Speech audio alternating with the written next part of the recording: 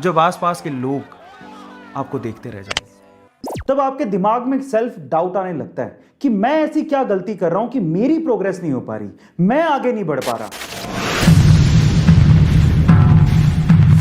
जिंदगी में ऐसा बहुत बार होता है जब आपके आसपास वाले, आपके साथ वाले प्रोग्रेस कर रहे होते हैं, लेकिन आप कुछ भी नहीं कर पाते, आगे बढ़ ही नहीं पाते, जिंदगी में वहीं के वहीं अटक के रह जाते हैं। तब आपके दिमाग में सेल्फ डाउट आने लगता है कि मैं ऐसी क्या गलती कर रहा हूं कि मेरी प्रोग्रेस नहीं हो पा रही, मैं आगे नहीं बढ़ पा रहा। जैसे एग्जाम्पल के तौर पे आपके साथ वालों का एग्जाम में सिलेक्शन हो गया लेकिन आपका नहीं हो पाया, या फिर आपके साथ वालों की जॉब लग गई, आपकी नहीं लग पा रही।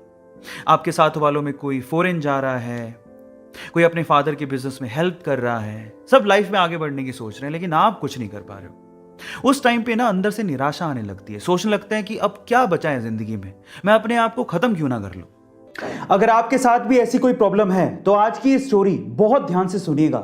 ऐसे एक लड़का था, उसके साथ वाले सभी प्रोग्रेस कर रहे थे, आगे बढ़ रहे थे, लेकिन उसका कुछ नहीं हो पा रहा था।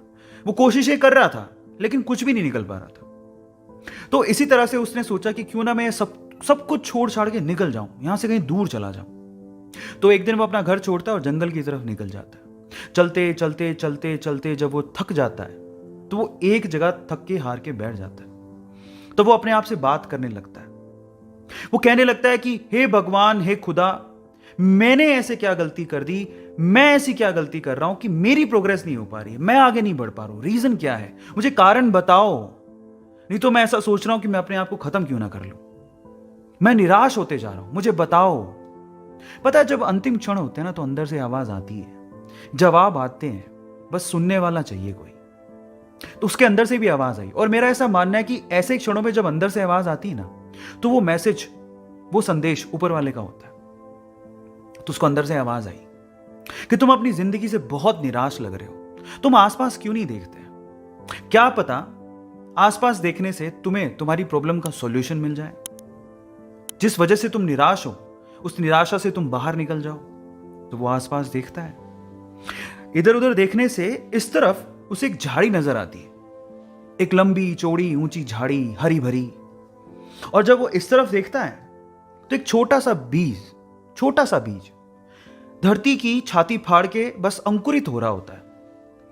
तो वो दोनों चीजें जब वो देखता है तो वो पूछता है कि इससे आप क्या कहना चाह रहे हो, मतलब मैं अपना सॉल्यूशन कैसे निकालूं लाइफ का, मुझे कुछ समझ नहीं आ रहा, आप समझाओ।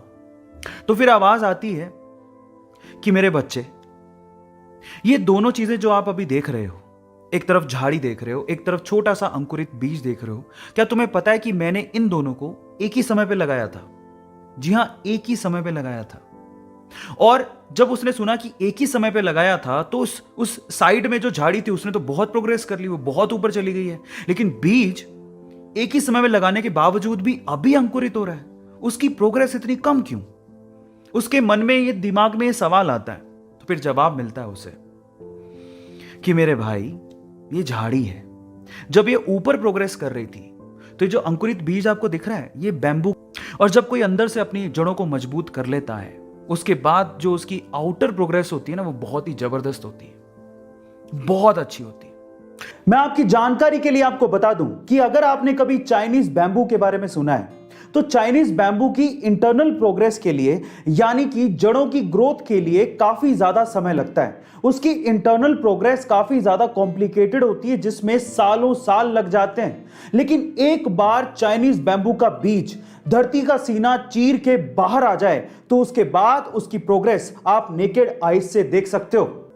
आप अपनी प्रोग्रेस से किसी और की प्रोग्रेस की कंपैरिजन मत करो, सबकी कंडीशन सेम नहीं होती। दूसरा, भले ही दूसरे प्रोग्रेस कर रहे हो, आप भी जो अपनी जिंदगी में कर रहे हो, सफल हो रहे हो, असफल हो रहे हो, वो आपको मजबूत बना रहा है।